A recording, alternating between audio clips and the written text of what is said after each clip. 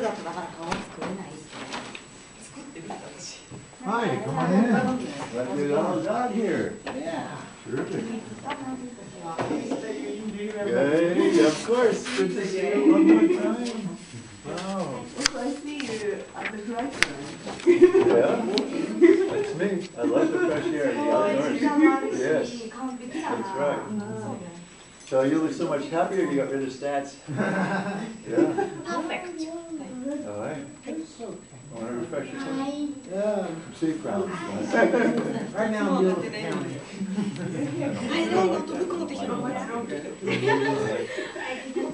She's gonna walk. She's gonna walk in Tokyo. Yeah, you gotta get the diploma. Me? Yeah, April. Yeah. Yeah. Only it's in Tokyo town. There's some hotel. That's where they have the ceremony. So every year. So you're going to be down there soon. I know that. True. Do you go every year to graduation? No, I go only when forced or when I have personal ties to go. Right. We've heard stories about that one hot graduation in Guam, where some of the faculty wore their robes and nothing else. Oh. That was it. And the breeze came up.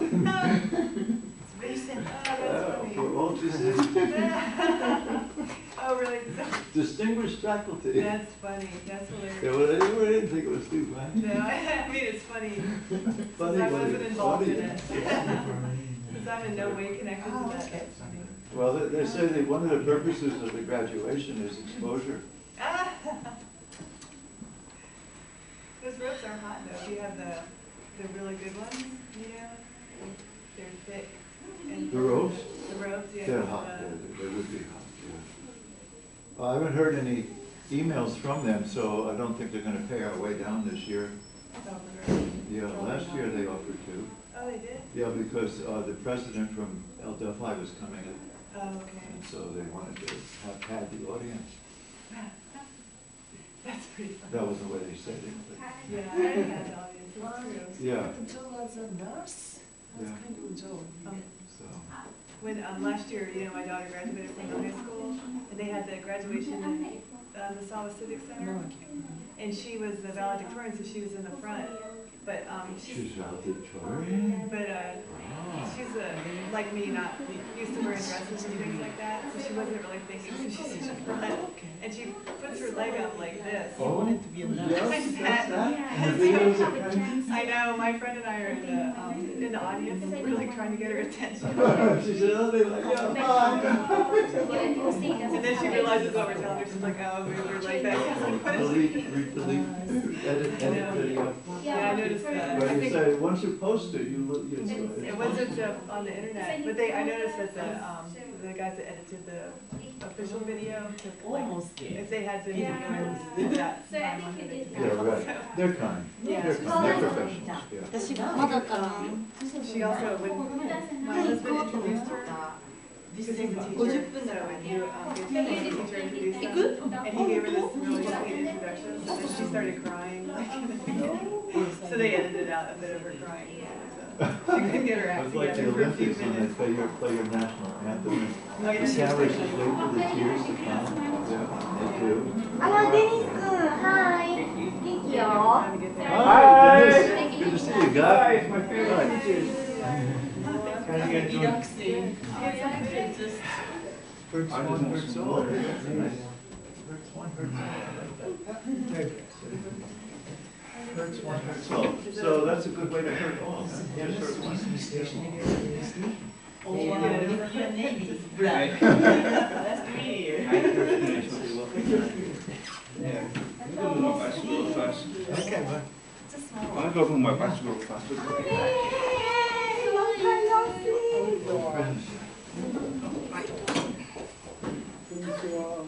Konnichiwa. You see So good to get all these people coming. Oh, yeah, no problem. You look like you look happy. Really? Happy aura. Good. Aura. Good. Social time. Talked to After they Tim sit down, yesterday. it's boring. He said he'd be stopping by if you need donuts or brownies. I told him I got brownies. I Okay. said, these are for He you. needs to be here. He requested brownies, so I baked for him. Over there. You know, And he wants his own bag too. the last time I had some of your brownies, so wasn't that March 11th? Last time I had lunch with you. Hello. Hi, how are you? We might not have enough chairs the way this is starting to fill up already.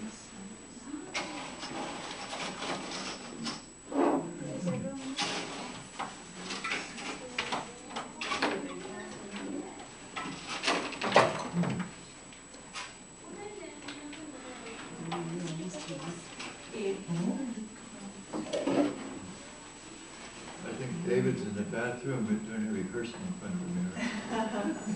Getting the expressions exactly the way he wants it. He's getting a new character. Yeah, exactly. He says, "Now, don't bother me. We should get him out in the bathroom. Yeah. Are you okay in there? Oh, look at this. He's in on it. It's great.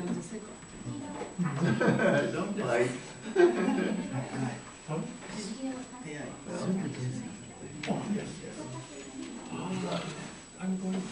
She's filming me.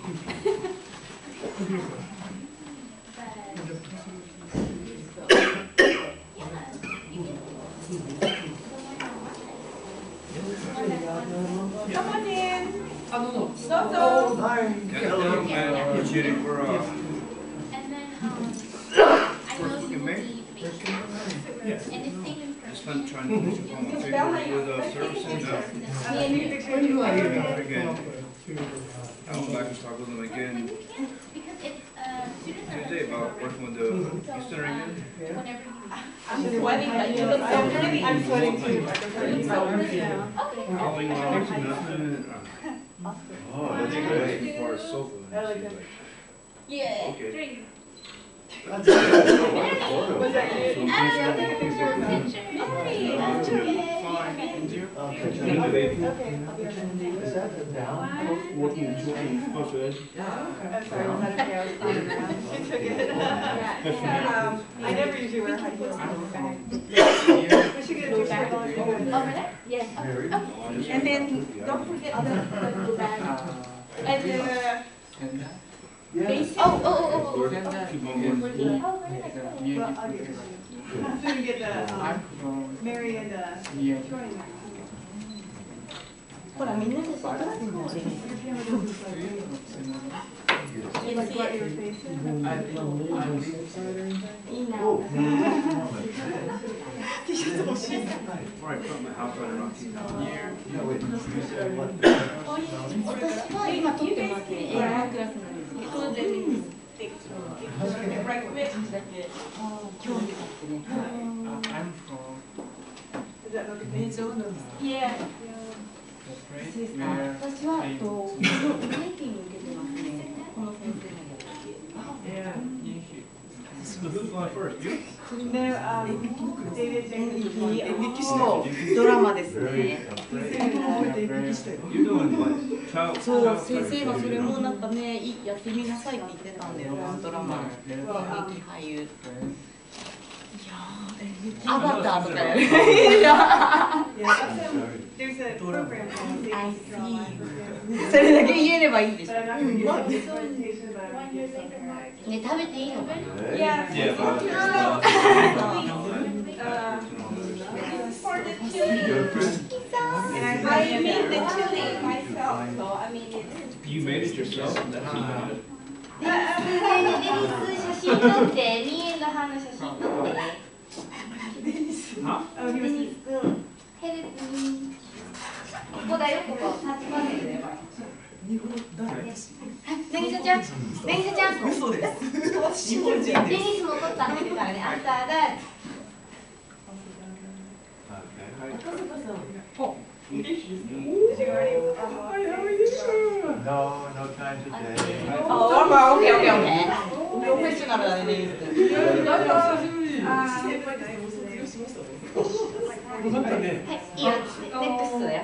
It's your turn. いいの？ Are you sure? I Yes, okay.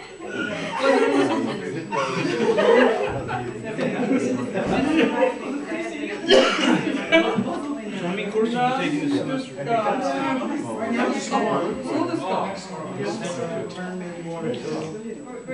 So, with the post-9 and 11, man, if you only take one course, what's your Regulations get hurt.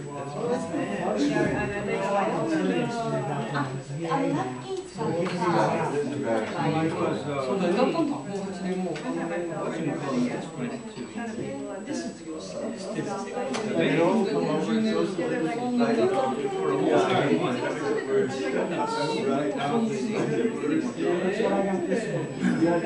Now, like, going into like a month and only 3 weeks, and they subtract the week. And it wasn't even.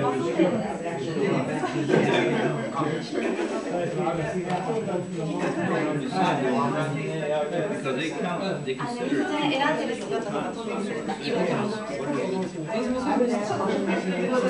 してるからね、準備してるこの斜め角度さりげなくて、あ、いい。スープ飲む人。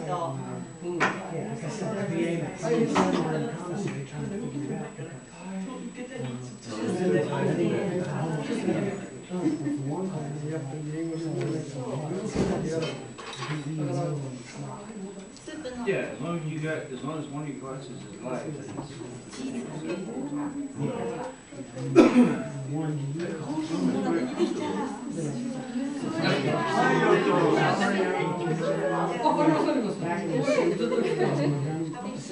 Have a seat and help yourself with the.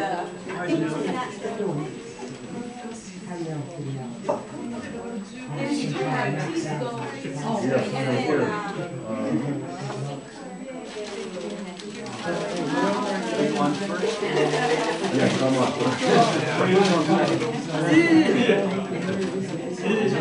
Yeah, as long as you're fucking ready. He didn't know what to get, you're fucking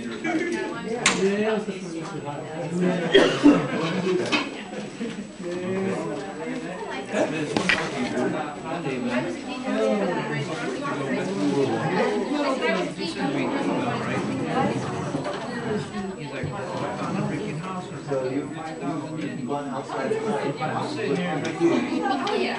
I mean, I don't know about here, but. Oh, nice to see you.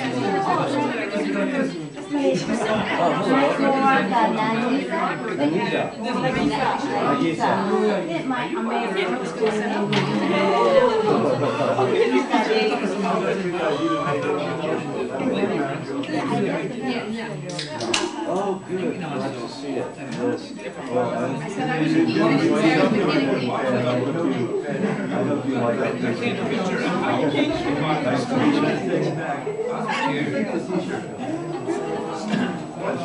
We did go on top of our roof and look at stuff. Yeah, so that's just right. No, this was actually even after I graduated, which is like years later. As a matter of fact, my son was already born when he went with me. Has he picked up your love of astronomy? Just a good job. Just rock stars. I don't think so. He likes philosophy.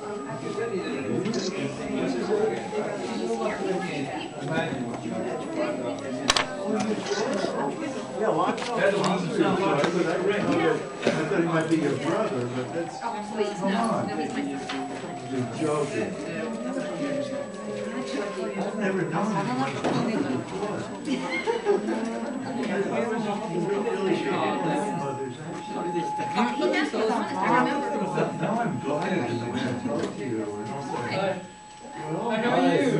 Yes, fine. Right now. Nice to meet you. Well, we kept on Skyping. International. You and I? No, him and I. I don't care. Don't tell you I'm in a corporate all the This is time. not good sign. Sounds like exercise. It's an exercise beginning. No, it's, they're testing it now. They're testing They're what? testing the giant voice. They've updated the giant voice and they're testing it today. So there's nothing wrong. You can hear it numerous times, but you don't have to leave or anything. It's okay. Numerous times? Yeah, it's gonna go on for quite a while. That's what we were told at work. Because, yeah, these yeah. What kind of vacation do you have a drama or reading or something I want to join?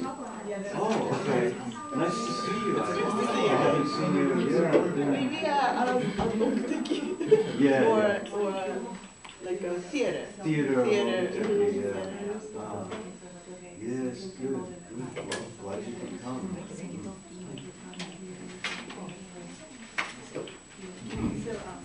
おいしい。Do you want me to move up? Does she want me to sit next to it? I told you.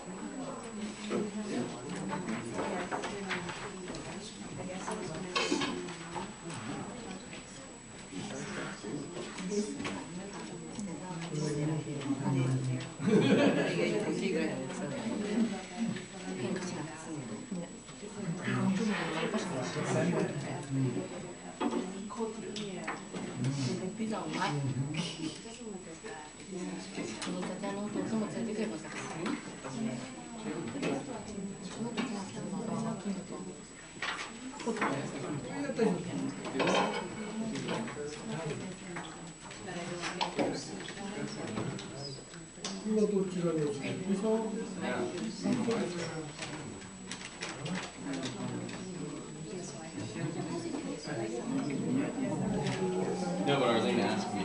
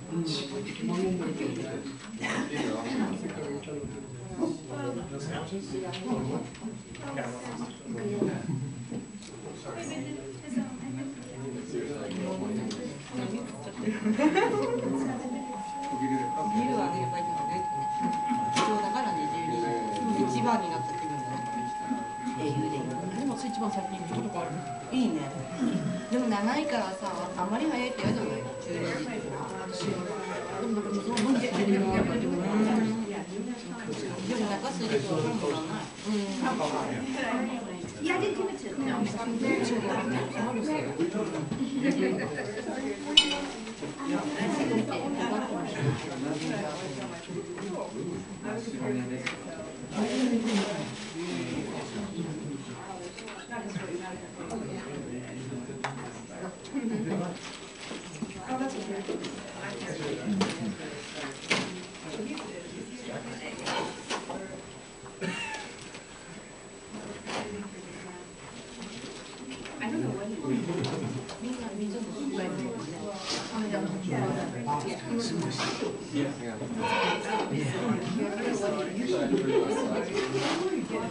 but you could imagine how fun it was.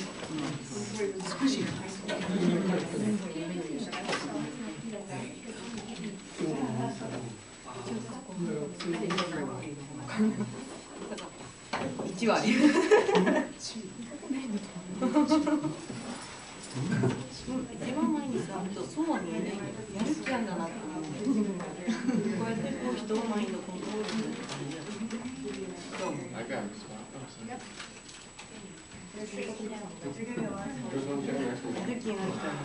And they're going to keep going on? Yes. That's what they told us. I can't guarantee because I'm not the one doing it. Maybe if they work well, maybe if they work well, they'll stop. They said they did have a price.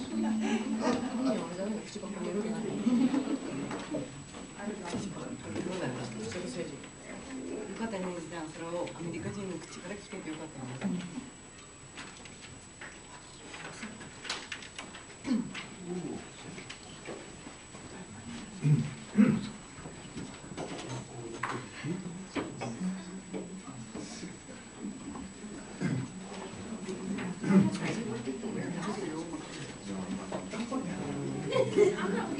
James, first of all, I didn't look down here.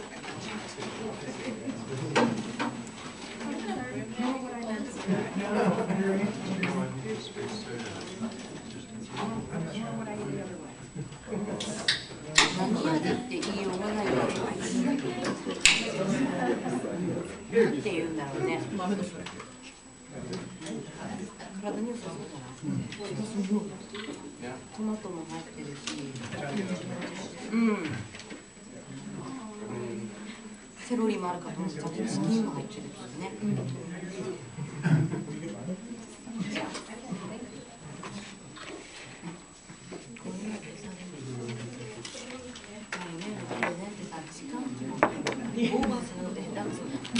編集とかもそうだけどね。すごい難しいと思う。何分以内って言われるとさ、スピーチとかね、ハートフルもなんだよ。だって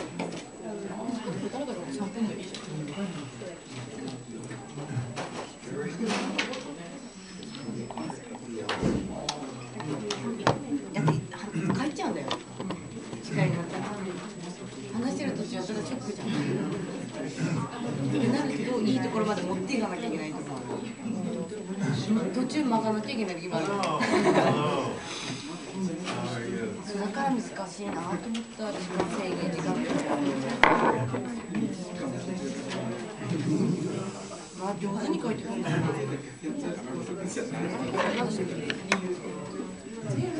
今回は主婦がスマホ欲しいって私の言う料理好きの主婦とか写真撮りたいとか動画に載せたいとか自分が撮ったレシピを。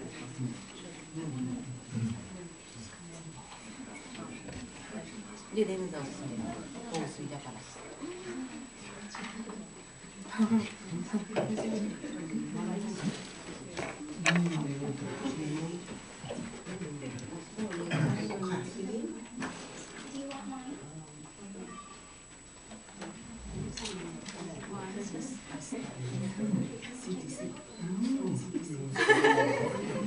始まったね。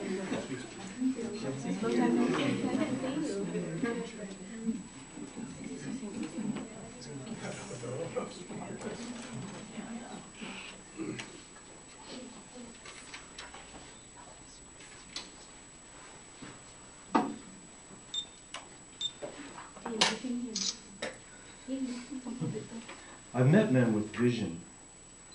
In Monet's lily ponds, a silent, hidden world, deeper and more truthful than our own.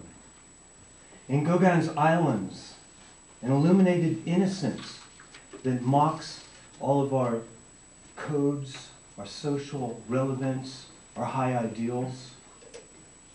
Absinthe nights led to immaculate mornings filled with practice and instruction, ideas and intellect, models and technique. I was made in Paris, but I found myself in the provinces. The furious, everlasting sun beats down on everything I see, always, always rising in the east. I awake with contentment, sweating, yawning, taking in oceans full of eye-piercing light. That haystack over there is not just a bunch of straw. It's yellow gold soaking up energy.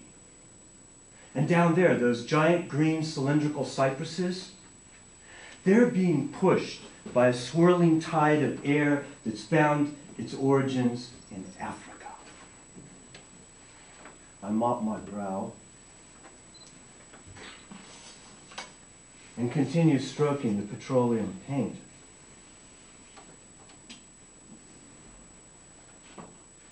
Fossil organisms are mixed with crushed pigment and spread like butter on this permanent bread of finely woven cloth.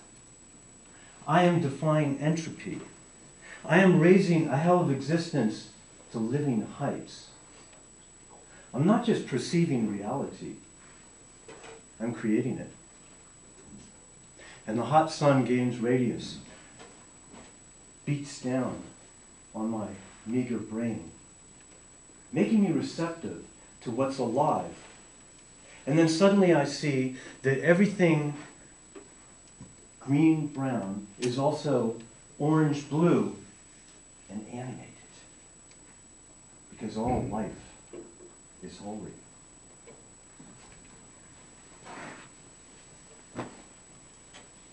I've been doing this for days, which turn into weeks, maybe months. I don't know, I can't tell exactly. I wake up with the coffee. Strong, aromatic, permeating. I picture the world. I paint the wind. Between those giant cypresses and that golden haystack, currents of air in a rush of water-like ripples descend and sweep over the bending pines from hill to hill.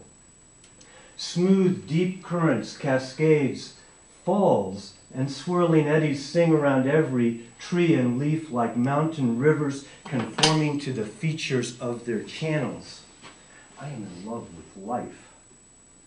I burn into the afternoon, my colors, the distillation of lust and living, hardening fast before twilight, singing the night electric, cuts me off.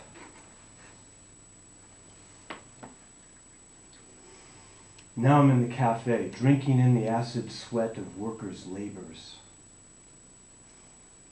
Bread and wine, with maybe a peach for dessert. That's my dinner. Soon, I'm out the door and on another adventure. And I'm out under the high, hard stars. The night is electric with swirling traces of fine wind and the ghostly glow of other worlds that inhabit this sphere just a little left of center. If man's two-sided brain were fused, we would see things like this. Silent cry of millions of years of human inhabitation spreading out in a sprinkling of fairy dust, blowing like leaves around one field and then another. Listen, beyond the constant chirp of crickets and the thunderous skies is the sound of the spheres. Listen, it is a low crystal humming, which is the earth turning in space. Nothing's ever lost. Everything transforms. It morphs into something new. Ah, the night truly is alive with wonder. The blue-black trees know. The stars that ignite our imagination know. They never doubt, for if they did, all of life would go out. They know there is no sin except wasting the day and denying the night.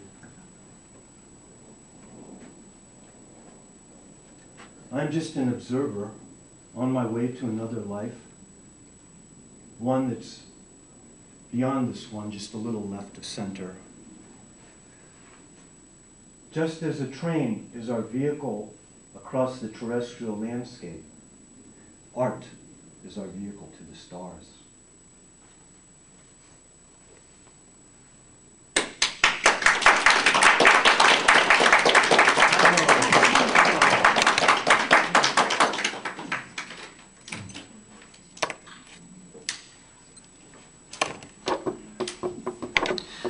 Okay, thank you.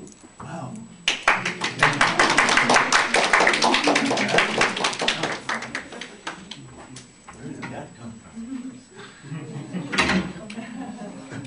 thank you that the jets weren't flying. They didn't dare. So for the second part of my presentation, I would like to talk to you about the 7 fine arts, which are painting, sculpture, architecture, poetry, dance, drama, and music. So this is a classic sense of what the fine arts are. And it's what was derived from Aristotle and the Greeks 2,400 years ago. So what is fine art? First, some examples, just to orient you. Okay, painting, yes, think of the French Impressionists. They were fine artists. Monet, Gauguin, Van Gogh, and the others. Why were they fine? What is fine art in painting? Fine art in painting, as with all the other arts, is conceived for aesthetic pleasure or effect. Aesthetic pleasure or effect. So it's not sensational, necessarily. Sculpture, think Michelangelo, right? I was fortunate enough as a teenager to see Michelangelo's Pietà at St. Peter's in Rome, right before it was smashed with a hammer by some maniac. But it's still there, I think, maybe behind plexiglass. So we think of sculpture, fine art sculpture, as being beautiful, which certainly is the Pietà and David, also by Michelangelo. But also, Giacometti's sculptures are fine art too. They're quite different. So Giacometti sculptures are rather horrific. They're emaciated, dark figures, and I saw them in San Francisco, of course. But they weren't exactly beautiful. What they were instead was a gateway to the sublime. They were so chilling that they made you feel something, and that's an aesthetic experience too. Architecture. Well, you just have to take a trip to Europe and walk through one of those beautiful cathedrals. Those are fine art pieces of architecture, the wonderful cathedrals of Europe. I'm sure the Taj Mahal is too. I've never been there, but that's a fine piece of architecture. And in our modern time period, the buildings of Frank Lloyd Wright and his houses too. If you've ever been inside of a Frank Lloyd Wright structure, and there's even one in Tokyo, still down there. If you walk in, you sense something different. It has an effect on you. That's what fine art does. Poetry, I'll get to that in a minute. The performing arts, dance, drama, and music. Well, of course, ballet is a fine arts form of dance. And some of you have been to ballet, and some still have to experience that. Also modern dance, like Martha Graham, okay? Martha Graham is modern dance. It's a hybrid of traditional work. But what makes dance fine art is that it's choreographed. There's a plan to it. So when you experience it, when you see modern dance that's fine art or ballet, it's choreographed, and there's a controlling consciousness that comes through it. And then you have music. Well, of course, Beethoven, Bach, Mozart, yes, those are the traditional composers. Philip Glass, have to wait 100 years. I have no idea. So what about music? Okay, again, it's planned. And as much as I love jazz, I wonder if it is a fine art. Again, time will tell. Maybe there's some standards in jazz that will still be around in 100 years, and maybe they will be fine art, but we just don't know yet. So music is a fine art. Drama, of course, is a fine art. But to experience the fine art of drama, you won't get that on TV or on the internet or even in a film. It has to be on stage. Drama as a fine art has to be done by actors live. poetry, this is in the very traditional sense. The Greeks called literary arts poetry, so their plays were conceived in a poetic style. But for us, it's literature. And there are plenty of novels that would be fine art, too. So what do these have in common? And how do we experience fine art? Well, you experience it in person, not on film, radio, TV, with an iPod or internet. You're not experiencing fine art. You're experiencing renditions of it, maybe. Painting. In order to really appreciate a painting, you have to see it in a museum. So you know what I mean, those of you who visited museums. What you're seeing is the actual mark of a great painter. There's their work, and you're seeing it in person. And some paintings have relief. It doesn't transfer on a two-dimensional medium. And you're having a connection with the artist. Vicarious though it is, you're still experiencing their art one-to-one. Same thing with sculpture. To actually see it in 3 dimensions is a whole different thing than seeing it in 2 dimension. Architecture, you have to walk into it. You have to experience fine art in the performing medium, live. So that's how we experience it. Poetry.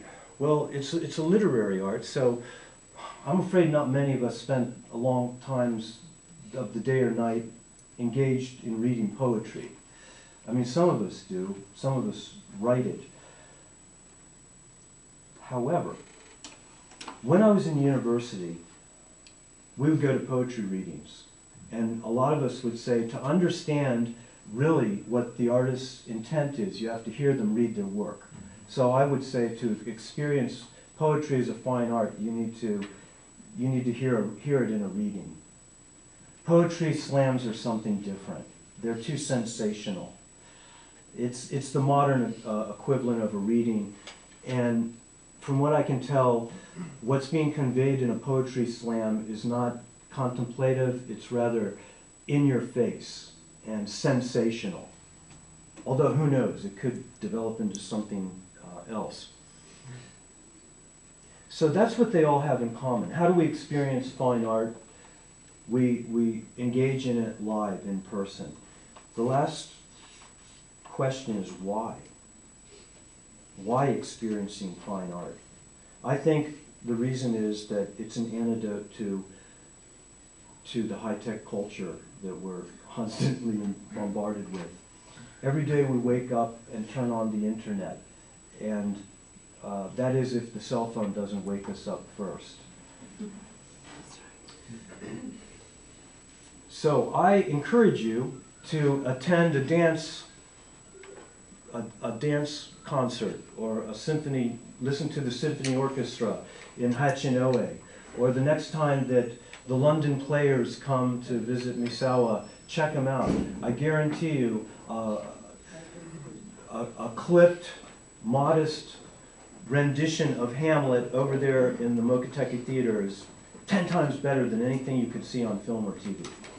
Thank you. Now I turn it over to our high-tech expert, somebody who's...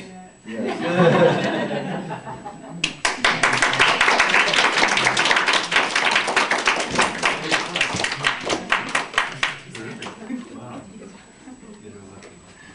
Okay. Now I'm going to turn on all that stuff that's not artistic, like the overhead projector. Equal time. Yeah. Hopefully it works. Watch, it won't work in a... Okay. So my name's Melissa Bellman, and I'm going to talk to you all about a program that I'm part of. It's called Safe and Secure Online, and it's a program that's sponsored by the International Internet Security Consortium. There's 2 more letters in there, it's a long ISC2, and childnet.org. And they go around to schools throughout the United Kingdom, Hong Kong, the United States, and one more Western country, New Zealand, I think, and talk to kids age 11 to 14 about safe use of the internet. And so, of course, I don't have anyone in here age 11 to 14, I don't think, so I'm not going to talk about that.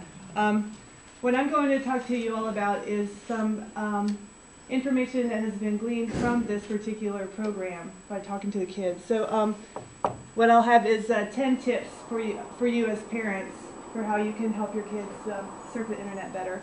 But first of all, before I talk about this, let me ask, how many of you all have children at home? So if you, okay.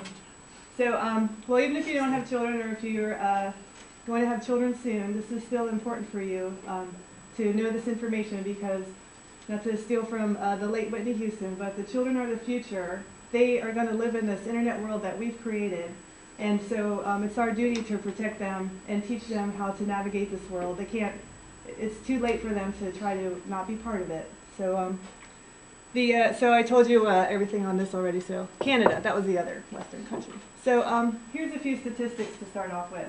First, the first statistic, which I got from the IEEE magazine Security and Privacy, a study by Carnegie Mellon found that out of 42,000 children under the age of 18 in this database, 4,300 of them had their social security number already stolen by someone and used. And you can see the two of the scarier statistics. One child who was 17 had 8 people already stolen his social security number and racked up $725,000 worth of debt. And then the 14-year-old with a 10-year credit history, you know, so that had been going on since he was 4. And then another study by the National Center for Missing and Exploited Children. This study's about 10 years old, so I'm sure it's gotten worse since then. But I have to refer to my notes on this one. So first, in their study, they found of youth that use the internet regularly, 1 in 5 had received some sort of sexual advance over the internet. And then 1 in 33 had received aggressive sexual assault. So such things, not assault, sexual advances such as receiving gifts or having the person try to meet them. This was 10 years ago, so I imagine that it's worse now. And then 1 in 17 had been harassed in some way via the internet. And now that's about the victims. Some interesting information about the actual people doing these things. So half of the advances were actually from other kids, and then 1/4 of them were from females. So that's sort of unusual from what you would expect. So now that I've given you some statistics to help make you think about it more, especially with your children, I'll start with the 10 tips for parents. So the first tip is that you need to talk to your children first. And even if your children are not 11 or internet age yet, you should start talking to them about the risks of internet use. And the main risk that we talk about is illegal download of music. So 50% of the kids that were talked to throughout the Safe and Secure Online program admitted to downloading music, music, movies, or games illegally over the internet. So, and I know it's when I teach the IFSM 201 class, I ask students about that, and many of my students admit also to downloading music illegally. So it's hard probably to convince the parents to tell the kids not to do it when they might be doing it too. But it's actually a very risky behavior to download music illegally. Not just because it's illegal, but it's actually risky for your computer. So when you use these sites like Kazaa or BitTorrent, you're actually opening up what's called a peer-to-peer network with computers of people that you don't even know. And you're basically erasing your firewall virus protection at that time and allowing them access to your computer. So the risks, one thing is that you'll receive often not the actual file that you wanted, because this is not a big risk, right? You wanted the Lady Gaga song, but instead you get Spice Girls. But the next risk, of course, is more important. That's that you might download spyware, a Trojan, or a virus onto your computer. And then finally, when you do that, like I said, you're opening your computer to other people, so they can get other information off of your computer at the time that you have that going. So I have a, just for effect, let me do this for the kids. This, so here I am downloading this illegal song here. I'm going to download it because I want the Lady Gaga song. Took over my computer. So this is just a, I'm not really putting a virus on the college computer. I hope. No, I can escape. But I was going to do it anyway. So I'll let it run through. But so and usually it's going to run through and then it'll disappear. And often when you download malware onto your computer, it hides in the background to make sure your computer will run normally. Meanwhile, somebody's there stealing your bank account information and so on. So there's deleting evidence and restoring the system. And then now I can close it. So it's okay. I promise that nothing bad is. I didn't do it. Okay. More on the idea of talk first. So now you explain the risks to your kids, but you also want to give them some good tips on how to protect themselves. So the first thing you want to tell kids is to never give away their password. And the kids at the high school, I know they give away their locker combination to each other. So, you know, to them to give away a password is not a big deal. But someone's your BFF today, you give her your password. Tomorrow she might be, you know, your new enemy. So she's got your password and information for your account. So always you can teach them how to choose a tough password. And I don't have enough time to talk about how to choose a tough password in this class, but you guys watch the AFN commercials, right? And then remind them about phishing. So banks and websites will never ask for them to verify their log information on the email. And then tell them to be careful who they trust. Once they have an email account, if they get an email with an attachment from someone, they want to think about two things. One is, do they know who the person who sent the email is? And then secondly, would that person send them that attachment? So, you know, my example is that, of course, they probably get an email from grandma, but is grandma going to send them an attachment that says, hey, check out this hot new Lady Gaga video? So probably not. So tell them to think about that. And avoid chain emails. The kids like to send chain emails a lot. They're just participating in spam if they do that. All right. So the second tip is to limit social networking. And by limiting social networking, you're, of course, all the kids now, at least in the high school, I think are on Facebook. There's not much you can do about it. But if you didn't know, in the United States, the Child Online Privacy Protection Act of 2000 limits what kind of information that websites can collect on children under 13. And for that reason, tools such as Facebook does not allow children under 13 to join. However, I know children who are 8 to 10 years old who have a Facebook account, right? So how do they have that? They lied, right? And usually how do they come up with the idea to lie?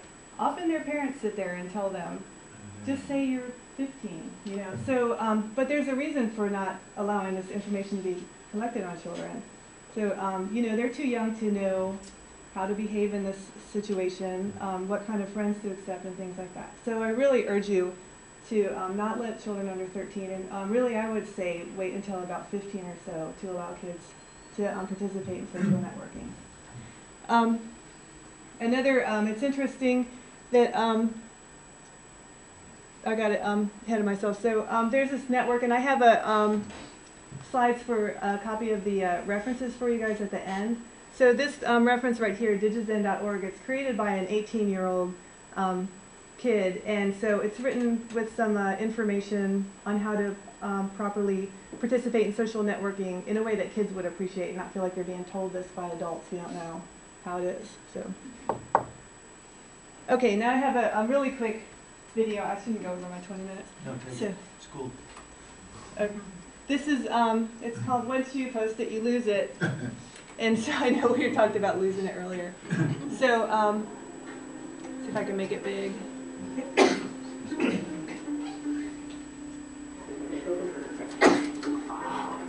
So you see the girl put that picture of her up on the bulletin boards.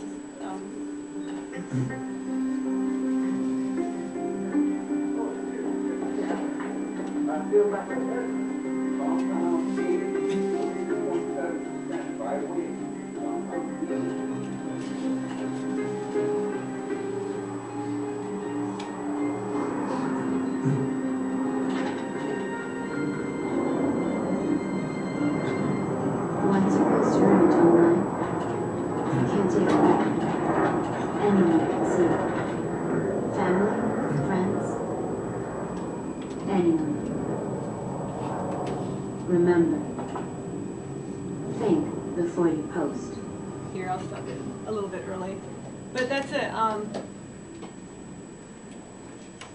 Stupid YouTube. I can't get to the X thing. There we go. Close all tabs. There we go. All right, there we go. There. That doesn't count. That's not drama. No, but that was showing, because a lot of times kids don't realize, and they'll post a picture of themselves and not realize that not only, even if you limit who can see your pictures, if someone that can see your picture is your friend now, they download the picture and they have it, and then later, you know, they can share it with other people. You can never delete it. You can't, you know, pull it back off the internet. So kids need to know that. And here, the third tip is to reward sensible behavior. So when your kids, this is sort of more about keeping an open discussion. And so talk to your kids about things like cyberbullying and make sure that they know to report it. I know here in Miaswa at the schools, they take cyberbullying very seriously. So if a kid reports cyberbullying to the school, then you know, they can verify it, then the children who are responsible will be suspended. So encourage the kids to ask for guidance and discuss things with you. So you see here in that study I talked about earlier, only 25% of the kids who were approached sexually on the internet told their parents. And then a fraction of those parents even bothered to tell authorities. So, when they interviewed the parents, they said only 17% had an idea of who to talk to.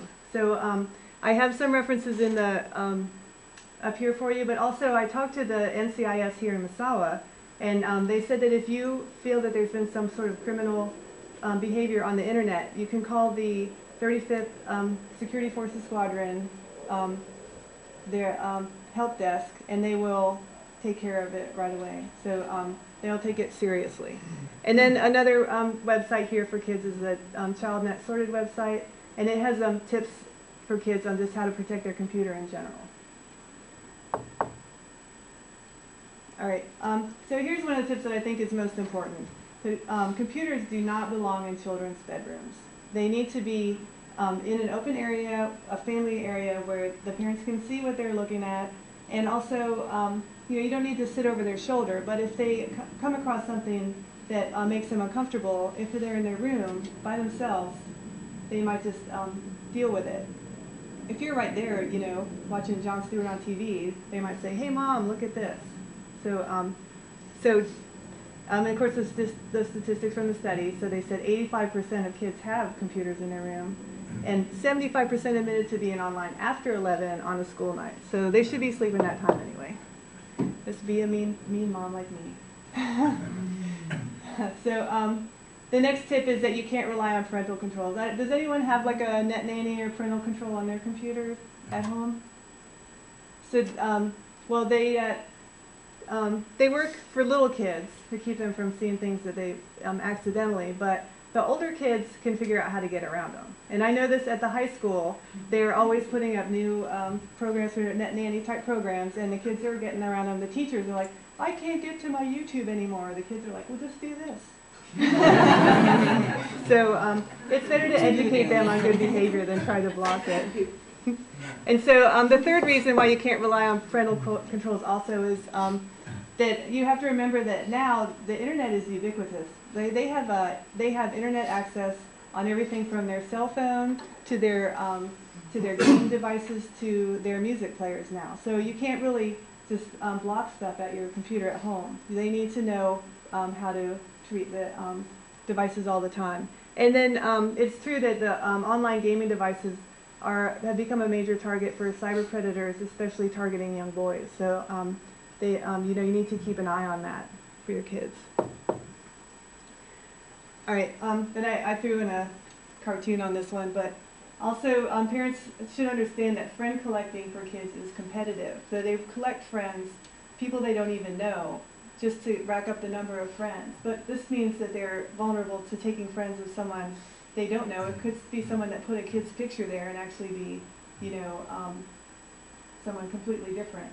So make sure that you tell them to only friend people that they really know, and that that there's no glamour in having 1,000 friends that they don't know. So there's my, can you guys see my Dilbert cartoon? Anyway, he's saying he'll pay her to be his friend, and then he calls it a frienditude. Oh, that helps.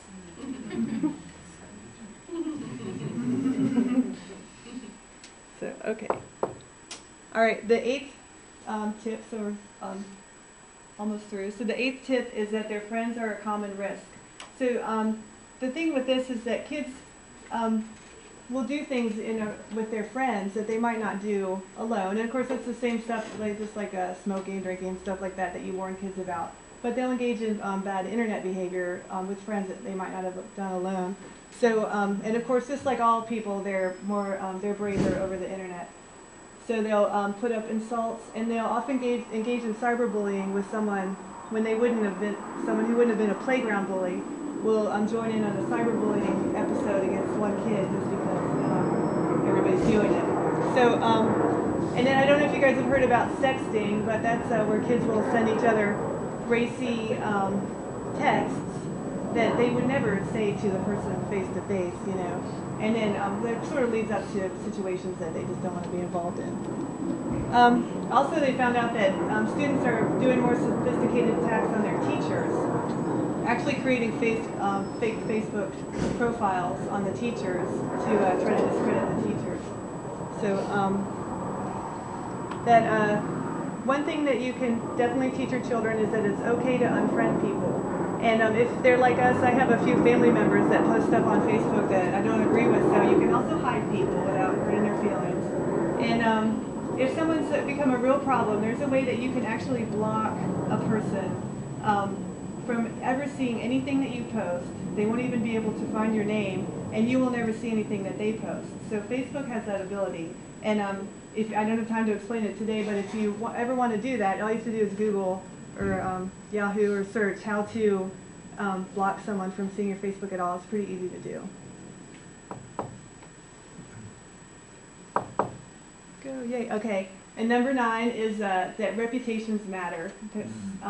Of course, our Facebook reputation matters, right? I have a Facebook page that makes me look way cooler than I am in person.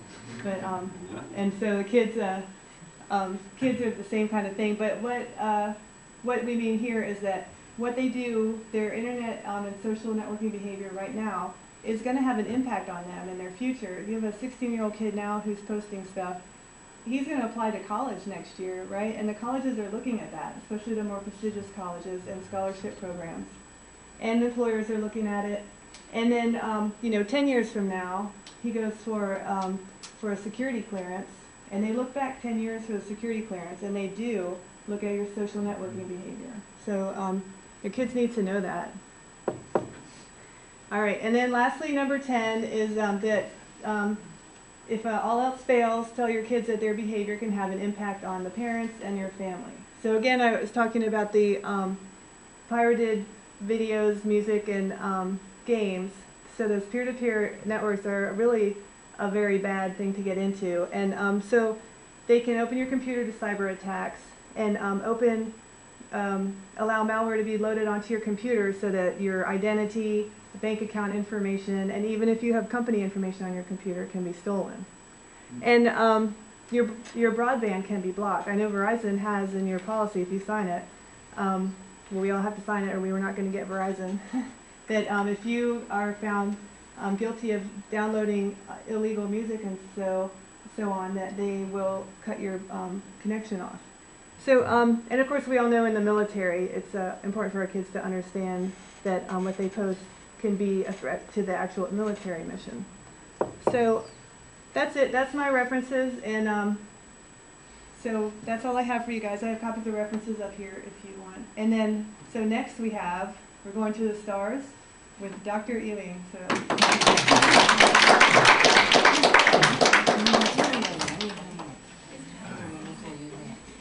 I'm usually pretty comfortable talking to a group of people. However, I don't know how I can possibly follow those first two talks at all. So let's go into both of those. It's a little bit fitting that my topic comes after those two topics, because my topic is a bit of a marriage of those two topics. First, in astronomy, we do it because we're awestruck, and we attempt to attain the higher feeling of awness and mystery about the universe as we look out there that David was illustrating as everyday behavior for an artist. He lives in that space. We also try to attain those very elevated feelings about what's out there. But we can't explore or find out anything about what's out there without our telescopes and computers. So we're totally technologically based. So we try to put both the two together, and sometimes we lose touch a little bit. We get so wrapped up in the mathematics and the computers that we forget to just say, wow. And sometimes we just say, wow, and we forget to solve the equation. So we do have a foot in both worlds in this respect. I'd like to try to blow your mind 3 or 4 times today. That's my goal anyway. So the first one would be that tonight you might go out and look up and say, wow, the stars are bright tonight. The stars are beautiful. But then you might say, do I really know anything about the stars tonight? Because the light that you are looking at from that particular star took 4 years to reach your eye. It's as if you had a friend that wrote you a letter and said, today I'm having a very good day. So you go to the post office and you get the letter, and it says, I'm having a very good day today. And you look at the postmark, and it was written 5 days ago. It took 5 days for the letter to reach you. So you've got no idea how your friend is today, whether they're even alive or well, or what they've done at all in the last 5 years. And the same is true of that star that you look at and say, wow, that star is beautiful tonight. Sorry. You've got no idea about what that star is tonight, and you've got absolutely no idea what that star did for the last 4 years. It could even be totally disappeared, and you wouldn't know it until 4 years after it disappeared, because it takes that long for the information to travel to you. So enjoy your delusion. And you might say, well, that's only one faraway star. Oh, more bad news. That's our closest star. The others are farther away. We have stars that our newest information is 100 years old. And that's also in the neighborhood. And we have stars that are 100,000 years old. And we even have stars that our latest information is 1 million years old. This is very good in one way, and it's very bad in also the same way. This is called the look-back time. Because as you look out in space, because it takes time for the information to travel across these vast regions of space and reach you, you're looking back in time. You're seeing things as they used to be, because it takes that much time for the information to reach you. For example, our sun is 8 light minutes away. That means it took 8 minutes for the sun to send the light and for it to reach the earth. So the sun could have disappeared 7 minutes ago, and you're still enjoying your suntan, and then all of a sudden it goes out. And you say, oh, the sun just disappeared. Well, it disappeared 8 minutes ago, and that was as soon as the information could reach you.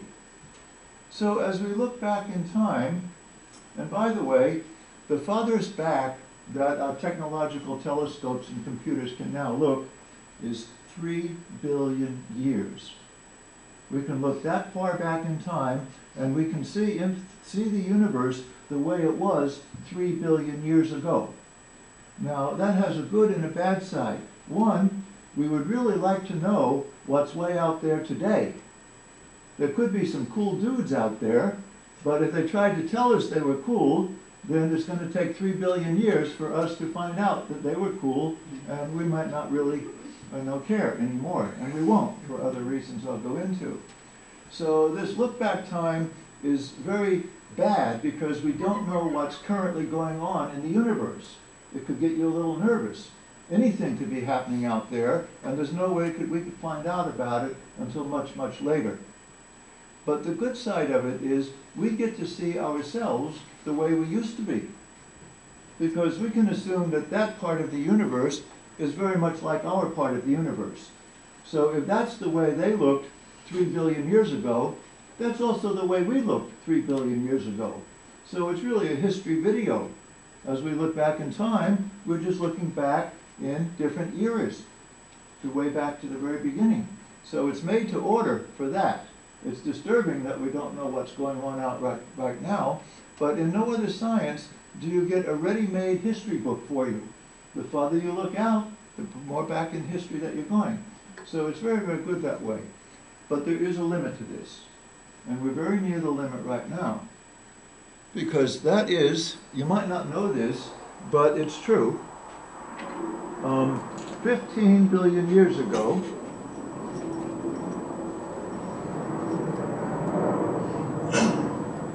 this many years ago, 15 billion years ago, you might remember it for reasons I'll also get into in a moment. 15 billion years ago, there was nothing. Absolutely nothing. No molecules, very few atoms, no Earth, no sun, no galaxies. There was absolutely nothing. It was the beginning of everything. And then, once the machine got started, then atoms started to form, molecules started to form, planets and suns started to form, galaxies started to form, all very, very slowly over time. But 15 billion years ago, there was nothing. It hadn't started yet. So the universe, as we now know it, did have a definite beginning. And it was 15 billion years ago. So as we look out and improve our telescopes, what are we going to be looking at when we get such a good telescope that we can look back 15 billion years? What are we going to see? Nothing. Because that's the way it was then. So no matter how much better than that our telescopes get, it's sort of wasted, isn't it? So there's a limit to how far back we can, how far out we can look, because when we look out, we're looking back in time. And there's a limit to how far back in time we can look, because that's when it all started, 15 billion years ago. So we sort of have a built-in limitation. It takes a little bit maybe of the fun out of it, but it's still very exciting to see what happened very, very far out there. The next point to address, and this could get a little sensitive, is that you are nothing.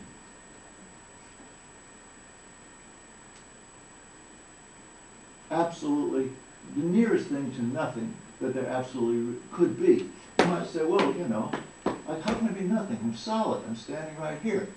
You are composed of atoms. True? You are composed of atoms, and the atom has material in it. But the material in the atom is in such an unusual arrangement that it basically adds up to nothing. If we look at one particular atom, then the atom has a center point. The center point is extremely, extremely small. But yet the center point contains 100% of the material, the mass. It's all squeezed together in that little point. And then very, very, very far away is a shell.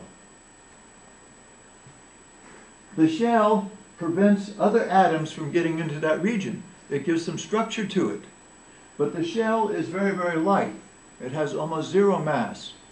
Almost all of the material is contained in that little dot. But other dots or other atoms cannot approach inside the shell. So it's sort of like a room full of balloons. And inside each balloon at the center is a little dot of matter. So the balloons give the illusion of structure, true? Because the balloons pile up on each other. So these atoms pile up on each other.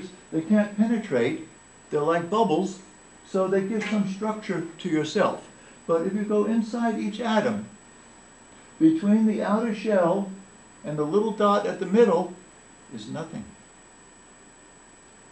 And this distance between the outer shell and the little dot is 100,000 times the size of the little dot.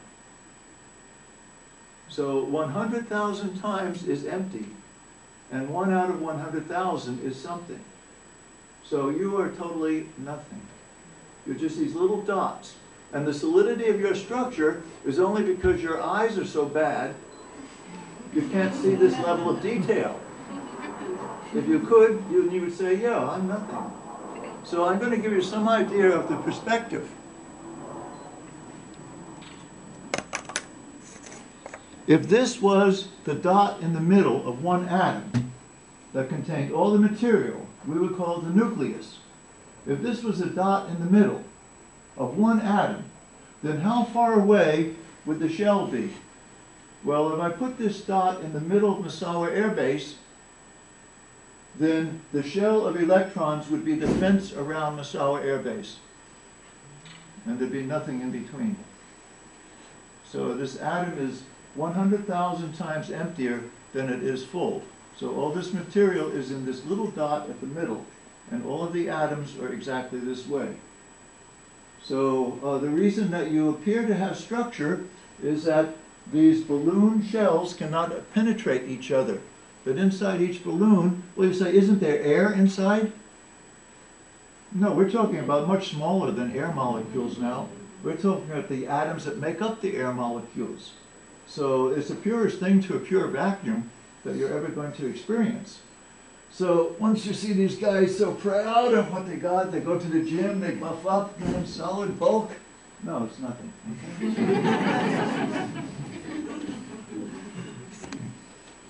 So the next thing to talk about is our sun. If this is our sun, then the Earth is, the sun is 1,000 times larger than the Earth. The sun is 1,000 times larger than the Earth. It's huge. The sun is a gas ball. It's gas all the way through. It's not solid at all. Then you say to yourself, why doesn't the sun collapse? It will. Just give it time. You might also ask yourself about the Earth. You know that all masses attract other masses. That's called gravity. That's why you don't fly off into space, because the Earth attracts you. But you have to ask a question. If the Earth attracts me, why doesn't the Earth attract itself and squeeze down into a point? Because there's a resistive force, and that is the structure of the Earth. The Earth has structure that prevents it from following its own flow of gravity and collapsing into a single point. If you remove that structure, it would collapse into a point. It's as if I took this golf ball and said that this is the Earth. Now, if I squeeze it hard enough, I cannot make it go into a point, because why? It has structure, and the structure resists. But if I took that structure away, all of the material is very, very tiny. And all I'd have to do is squeeze it down into a point and sort of watch it disappear away. So it's the structure that prevents the gravitational collapse of the Earth, the sun, and everything else. Now, the sun is a gas ball. So you say, well, in the gas ball, what's the structure that prevents the collapse? Well, at the middle of the sun is a furnace. And it's burning nuclear fuel, creating light and energy, thank goodness, that comes out to us. So you know that hot air rises and it creates pressure. So it's the pressure of the nuclear furnace in the center that keeps the sun from collapsing in on itself. It's sort of like the air in the middle of this. This doesn't have any structure in the inside, it's just an empty ball. But there's some gas there, true? And the gas exerts pressure and prevents me from crushing this into a point. So a gas will do the same thing if it's hot enough and under enough pressure to prevent gravity from self-collapsing the sun into a point. But what happens when the sun runs out of fuel and its furnace goes cold? Gravity has been waiting for that moment. Because when that moment comes, whoop, it's mine. It's going to collapse the sun. That will happen in 5 billion years. You watch. And remember who told you. And then you owe me a dinner. In 5 billion years, the sun will run out of fuel. And when the furnace goes cold, gravity is going to suck it down. Now, how small will gravity suck the sun down to? It will suck the sun down to a size that is about the size of our present Earth. About 4,000 miles across the middle. So if you take the mass of the sun, which is 1,000 times bigger than our Earth, and you squeeze it down to the size of the Earth, you think it might get a little bit more dense. The same amount of material in that smaller space. And it would be very, very dense. In fact, once the sun collapses to that size, if you took a teaspoonful of it, that material, this much, it would weigh 5 tons. 5 tons. Probably break the spoon. So that's the fate that awaits our sun, to shrink down that small. However, there are larger suns than ours. There are suns that are even 100 times the size of our sun. And when they start collapsing, they don't stop when they get to be the size of our Earth, because they've got too much material. So the force of gravity is even stronger. So they just keep right on collapsing. And when they end up collapsing, then they're very much smaller. So what you've got is a star that started as 100 times the size of our sun, and it ends up collapsing into a little ball that's 6 miles across. 6 miles across, the size basically of Miaswa Air Base. So an entire star, 100 times the mass of our sun, collapsing into a region that is 6 miles across. So how dense is this material? Well, that material, if I took a teaspoonful of that material, it would be 100 million tons.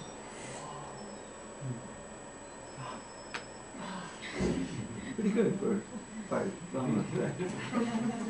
100 million tons. That means if you put it in a teaspoon, not only would it break the teaspoon, it would go through the Earth and come out the other side.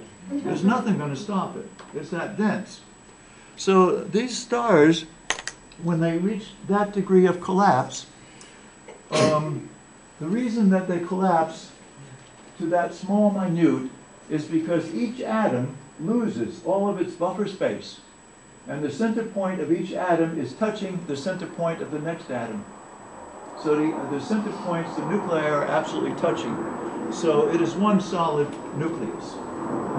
Something interesting happens when a star shrinks down that small. And it's the same thing interesting that happens to figure skaters. Our sun rotates. It goes around, just like the Earth does. The Earth rotates once a day. The sun takes 11 days to go around. Now, when the sun shrinks down to a smaller size, it still is spinning around. But it's just like the figure skater. You notice figure skaters, when they start to go around, they put their arms way out, and they go around sort of like this. If they want to go faster, they don't turn faster, they just pull their arms in. And they start going faster. So you think they're making themselves go faster. They're not. It turns out if you're spinning and you become slimmer, then you spin faster automatically. Try it. So what happens to a star that was spinning around once every 11 days? If you bring it down to 6 miles across, it's spinning around 30 times a second. 30 times a second. Try it yourself. It's spinning around. And that is 100 masses of our star spinning around 30 times a second. This is an amazing phenomenon. So there are things out there in the universe that we don't have. I mean, we don't have 100 million tons in a teaspoon on Earth. We don't have a lot of these monsters and beasts that are out there. That is one of the interesting aspects of astronomy, that you get to see things that aren't here. It's sort of like zoos used to be. Explorers would go into Africa and they would get animals that had necks this long. Nobody had ever seen them before, so they bring them back home and tell the local folks about it. Oh, amazing. Well, we've got stars that spin around 30 times a second. I'm not going to bring one home and show you about it. I'm just going to tell you about it. They are there. Something sad is going to happen. When our sun shrinks down to being the size of the Earth, it's not going to give out much heat. So you're going to get very, very cold. That is going to happen in 5 billion years. But you're not going to much care, because just before our sun starts to shrink down, it's going to make one last attempt at becoming famous. Before it starts to shrink, it's going to swell up. It's going to get bigger and bigger and bigger. And it's going to turn red, not yellow any longer. It's going to get twice as big as it now is. It's going to get 3 times as big as it now is. It's going to get 10 times as big as it now is. Do you know how big it's going to get before it stops swelling? It's going to get past the orbit of Earth. You watch. So Earth will be inside the sun, 3,000 degrees. Okay? So if you survive that, you're not going to much care when it starts shrinking back down. Now, this won't destroy the Earth because the sun is actually very thin. We'll continue to rotate around once every year at 3,000 degrees around a sun that's now bigger than our whole orbit. It reduces the visibility and other things like that. But that's another amazing thing that's going to happen. And after that, the sun then will go out. So some people say that's why we have to get these rocket ships, so that we can go to other planets and continue the DNA and keep it going, because this one has a limited lifetime ahead of us. In fact, maybe that's how we got here. Some other planet had to escape. So that could have happened too. Now, the last point to point out to you is that you and you and you and you and you have all been inside a star. Firsthand, yourself. When the universe started 15 billion years ago, I was there, it only had what we call hydrogen atoms. Very, very light atoms. And they would bump around and they'd find other hydrogen atoms and they would join together and they'd make a helium atom, which is our next lightest substance, agree? And then the helium atoms tried to bump around and join with other ones and make heavier atoms. And heavier atoms. But what was happening was that the universe was expanding and cooling. So they could not find other atoms to bump into. So that's all the material that we had at that time. Hydrogen and helium. But if you look inside your body, go ahead, take a look. Okay? You're going to see some potassium, you're going to see some sodium, a lot of carbon, a lot of oxygen. These things were not present in the beginning. They were not there at all. But yet they're now inside your body. So where did they come from? This is where they came from. That original hydrogen. And this is something we don't yet understand exactly how it happened. But we do know that this is what happened. This hydrogen grouped together into a huge cloud of hydrogen gas. And within that cloud, certain subregions, from their own gravitational collapse, started to collapse into a unit. This is where our sun came from. So you get this huge cloud of hydrogen gas and anything else that's out there, and it collapses of its own gravity into a tight object. Well, what happens when you compress something? Doesn't it get hotter? Try compressing your hand. Does it get warm inside? So when this huge ball of hydrogen gas, by its own gravity, shrunk smaller and smaller and smaller, until maybe it was 1/1,000,000th of its size, then at the center of that ball, it got very, very hot. it got hot enough for nuclear reactions to ignite. And when the nuclear reactions ignited, they created the carbon and the oxygen and all the other things that you love so well. And you say, that's fine, but how did they get from the inside of that star into my body? Our sun, when it dies, is going to die with a whimper. It's going to die very quietly. It's going to get to be a little Earth-sized star and just sort of sit there forever and ever and ever or longer. But when a big star dies, say 100 times our star, it dies young and violent. It explodes.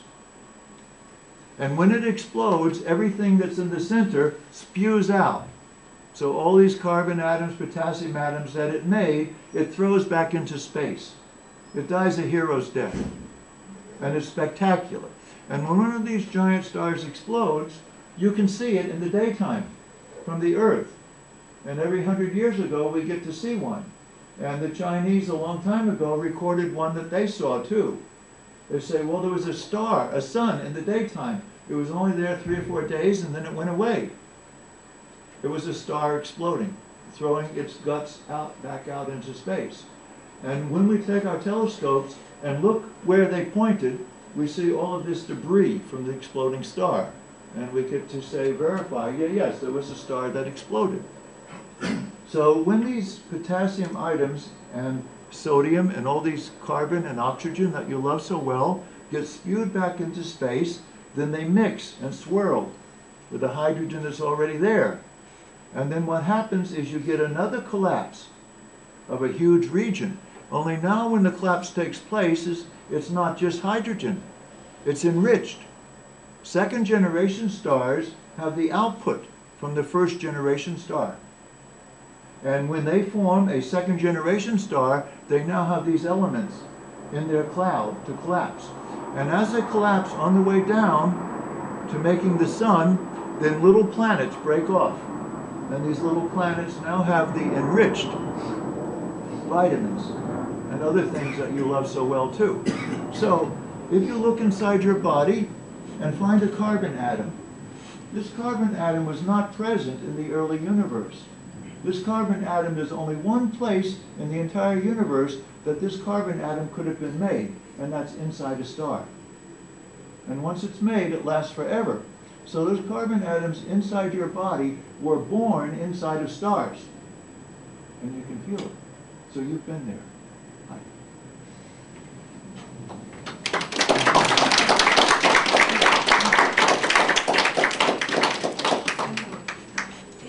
Okay, Arlene asked me to say a couple of words about why we came here today. This is supposed to be an exposure. In other words, the faculty today were supposed to expose themselves.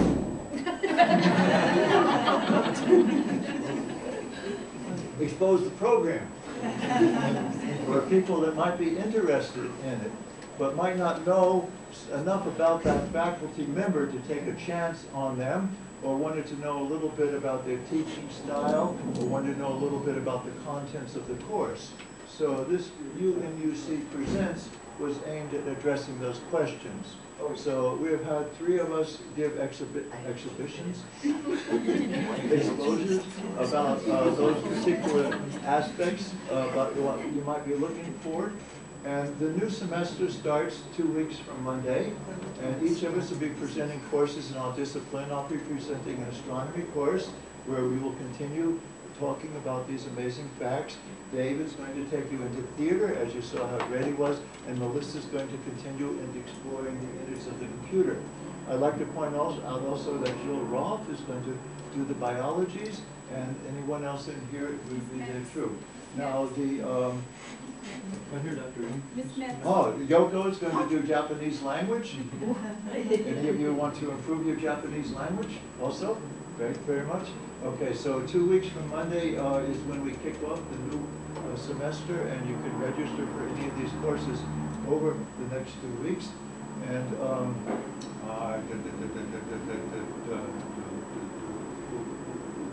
that's it. Okay.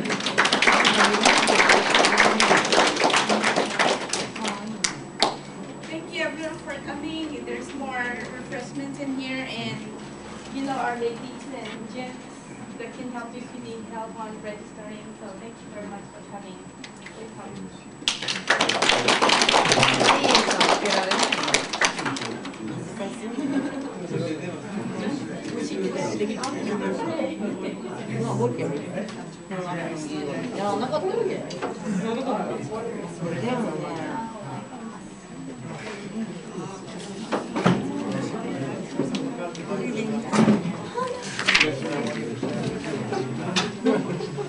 I was wondering, is he really?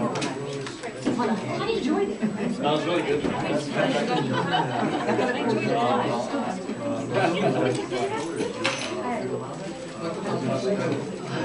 I thought there was a ruling.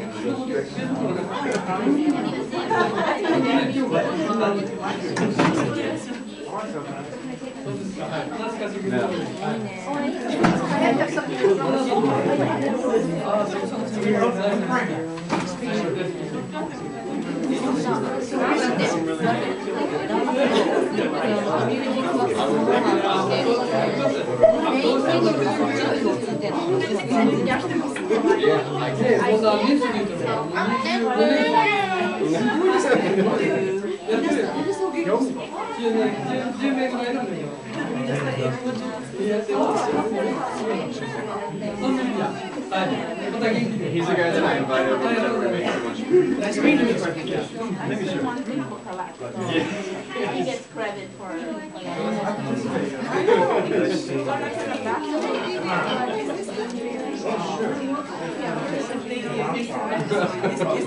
don't know if we want this today. Huh? Yes, I do. Thank you. Thank you. Nice job. Nice job. Maybe test. Final test if you're ready to do anything else. I'll let you know. I need to punch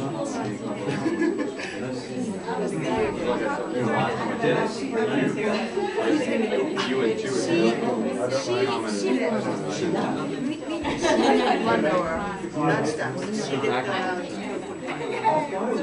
Yes, any good meeting today.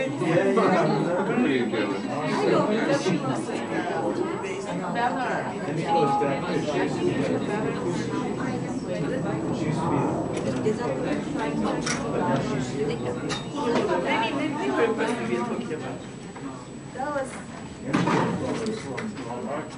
No, she works here. Yes. We used to like this. I have a working. I get that too. I remember.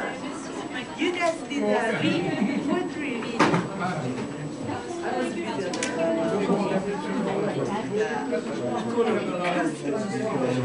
I was really fascinated to get in. Because 100 points. That's right. I would never get an A in I took Sarah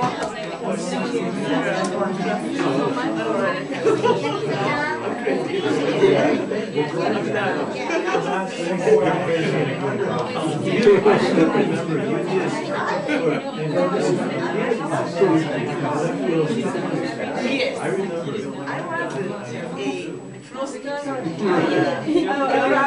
why am I seeing Nick Murphy. Yes, yes. I thought that was very interesting. I saw that I know, I'm starving. I forgot to get food. Oh, they're watching now. Security. Thank you so much for coming. See you later. Thank you.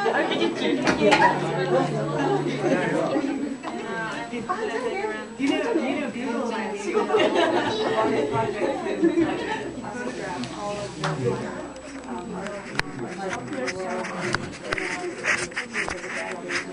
They're using Oh my goodness. Wait, do that. Huh? Do that. yeah. Yeah. You know, I